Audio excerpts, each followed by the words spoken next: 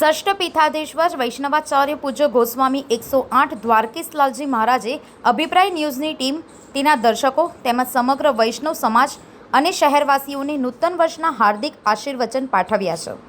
મહારાષ્ટ્રીય સૌને હિન્દુ સનાતન ધર્મના મૂલ્યોને જાળવી રાખવા અને રાષ્ટ્ર સેવામાં સક્રિય યોગદાન આપવા અપીલ કરી છે. કૃષ્ણ વંદે જગદગુરુમ અભિપ્રાયના માધ્યમથી આપ સૌ શ્રોતાજનોને નૂતન વર્ષના અને દીપમાલિકા પર્વના ખૂબ ખૂબ અભિનંદન છે, ખૂબ ખૂબ શુભેચ્છાઓ છે.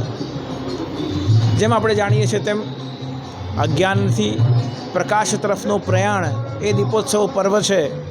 પણ આજના યુગમાં એ વિચાર કે સિદ્ધાંત જેટલું આવશ્યક છે એટલું અનિષ્ટમાંથી શિષ્ટ તરફ જઈએ, ઉગ્રતામાંથી સમન્વય તરફ જઈએ અને અશાંતિથી શાંતિ તરફ જઈએ, ભક્તિથી ભાવ તરફ પ્રયાણ કરીએ, કરુણાથી પ્રેમ તરફ પ્રયાણ કરીએ.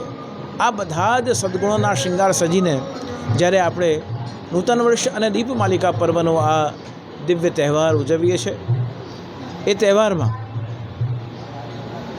આજના યુગના સાંપ્રત સમયની સંપૂર્ણ સંક્રમણ કાળનું જે આખો યુગ ચાલી રહ્યો છે તેવા યુગમાં વિશ્વ સ્તરે, રાષ્ટ્રીય સ્તરે, રાજ્ય સ્તરે, શહેર સ્તરે અને સાથે સાથે જે ફળિયામાં કે સોસાયટીમાં કે પોળમાં રહેતા હોઈએ તે સ્તરે, ત્યાંથી આપણા ઘરના સ્તરે, ઘરથી આપણા પરિવારના સ્તરે અને પરિવારથી આપણી હૃદયની આંતરિક વ્યક્તિગત ભૂમિકા તરીકે આપણું ઘણું બધું ઉત્તરદાયિત્વ રાષ્ટ્ર માટે, ધર્મ માટે અને હિન્દુ જાગૃતિ માટે રહેલો છે.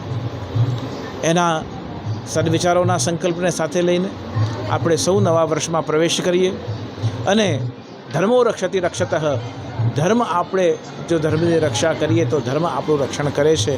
એ ભાવનાને હૃદયમાં ધારણ કરીને આપ સૌનું નૂતન વર્ષ ઉજ્જવલ બને, સફળ બને અને કરુણામય બને એવી ઈશ્વર ચરણોમાં પ્રાર્થના કરી ખૂબ ખૂબ શુભેચ્છાઓ, કોટી કોટી અભિનંદનની ભાવનાઓ છે. શુભમ ભવતુ, કલ્યાણ વસ્તુ.